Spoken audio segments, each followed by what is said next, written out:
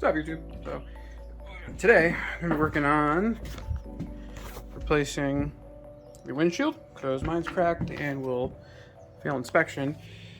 And I'm gonna be working on some rust repair while I wait for the light on.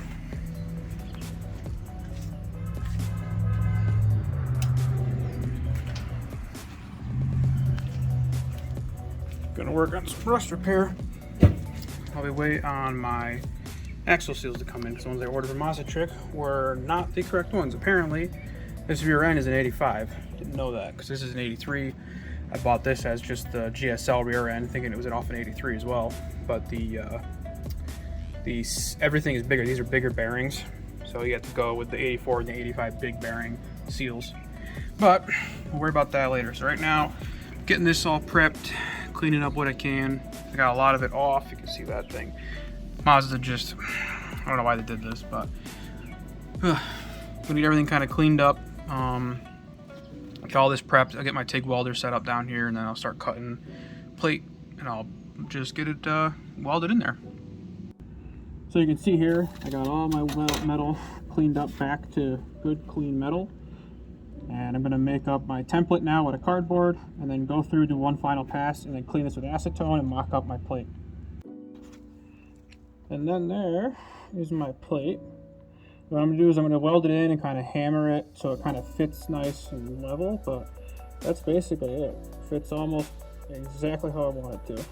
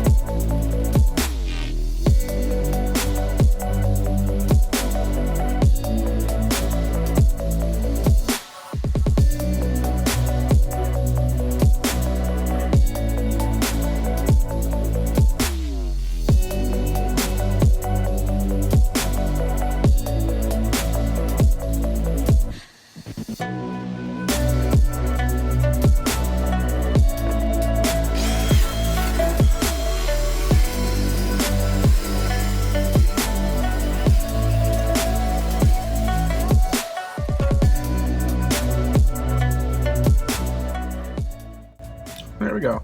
Sealed. Not the greatest looking welds around here, but hard to get in there with my TIG welder. I have to sit on the floor and use my foot pedal. So it is what it is. Those are pretty good. That's not so great. Swap to the TIG welder, the MIG welder, to get the rest of it just because it was too dirty and the gaps were too big. But it's on there really solid, so I call that a win.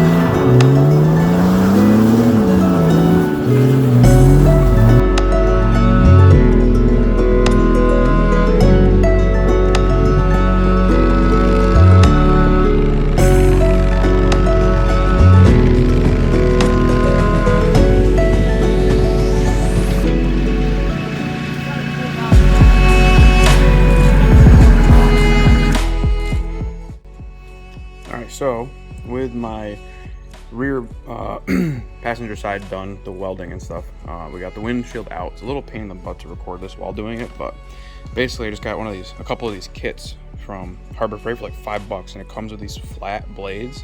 They had a bigger one, but I broke them. But you take these flat blades and you just get in there under the urethane and you just peel it up, and it comes up really pretty easily. You don't need to get it completely clean because the urethane, according to what I've read online anyway, you don't want all of the urethane off, just most of it, because the new urethane will stick to it better. And then you get these brand new clips, which is the Mazda right here. And the other trim clips, which are these guys right here, and they look like this right there.